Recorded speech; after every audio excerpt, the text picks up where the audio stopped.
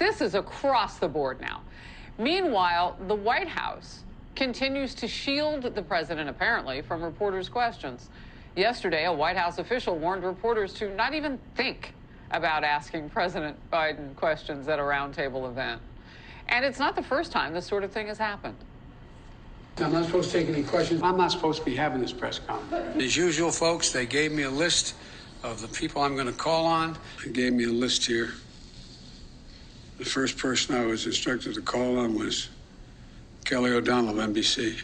And I'm happy to take questions if that's what I'm supposed to do, Nance, whatever you want me to do.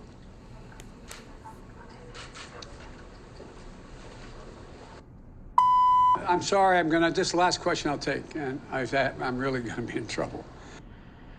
Oh, power panel. David Avella, chairman of GOPAC, Democratic strategist Bree Maxwell. Bree, welcome to the show. You know, having been in that position before, they do sometimes give the president of the United States, his comms team, a list of who will be in the room. But all of the directives and all of the trouble that he's getting himself into, I mean, what is that about, David? Great question, Harris. I mean, the problem for the president is that when voters have decided you're incompetent and taking the country in the wrong direction, there's not much you can do to get them on board. I mean, the president now, look deep into those numbers, you'll see that Democrats now disapprove of the job he's doing. And he doesn't have a single person in his administration that can effectively promote what he's trying to do. Apparently not. Nearly 40 Republican lawmakers are now calling on President Biden to take a cognitive test, the exact one President Trump took in 2020.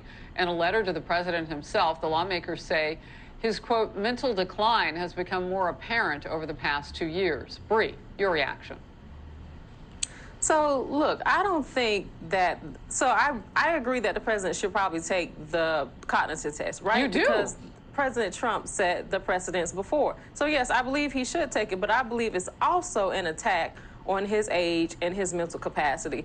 President Biden has proved numbers and numbers of times that he is ready to take the country forward, and he has a proven track record to do it. So I do agree that, yes, he should take the cognitive test that President Trump should take. But I also think that this right now is just a major attack on him, ageism, and his mental health. Yeah, but I mean, there are a lot of septuagenarians who want to run for president, who have, I mean, look, Hillary Clinton, all of them are at that 70 mark, right? So I don't know if the I don't age, think it should be an attack on his age. So what do you make of, though, Bree, when you see the president, when it would seem protecting him from taking questions, when we've seen him make several gaffes? I mean, that's factually provable. There are receipts. Well, let's look at it this way. The press secretary has made on numerous occasions that, one, the pandemic has been one of the reasons why we have not been able to have as many press briefings as we have had. Oh, they would argue with you. They would say we have all the access we need. Well, the press secretary herself has been having daily press briefings, and the president himself answers questions daily. He answers questions weekly. He answers many questions daily a week, during the week. So whether we're having as many press conferences that we have had with many presidents in the past, the fact of the matter is the press secretary is making sure that we are keeping the American public informed. And also, this administration is making sure that we have other ways of meeting the voters where we are to keep them informed of what this administration is doing. Look, when I say a gaffe, David, you know the big one that I'm thinking about, and that's when the president recently said, well, if Russia wants to have a minor incursion, just a little bit of an invasion, if you will, they can go ahead and do that with Ukraine. And that was at a news conference. So I don't know if they're begging for more of them. I think probably not. Probably real quickly, not. David. You think about the president and where they are. The question isn't, should he take a cognitive test? The question is what happens if he fails it? And what's the next step that's going to happen?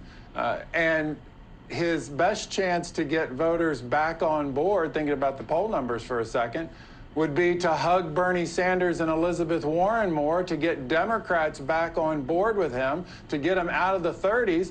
It only guarantees then, though, Harris, that independents will lock in with Republicans, and it will be a historic day come this November. Wow. Well, this president can't get the blue state Democrats to agree not to knock off all those mandates for schools. I mean, they're in opposition on a lot of things. Bree, welcome to the program for the first time. David, always great to see you. Thank you both. I'll bring you back. Power panel. I want to make a quick correction, and you're probably going to tell me that it's high time I get back to Canada, and I'm not going to disagree with you because I love it. So we were showing you the Blue Water Bridge, and I mistakenly said that it spans from Ottawa to Port Huron in Michigan. It actually runs from Sarnia, Ontario to Port Huron. Apologize for the error. Now, let's get to a quick commercial break and then Outnumbered.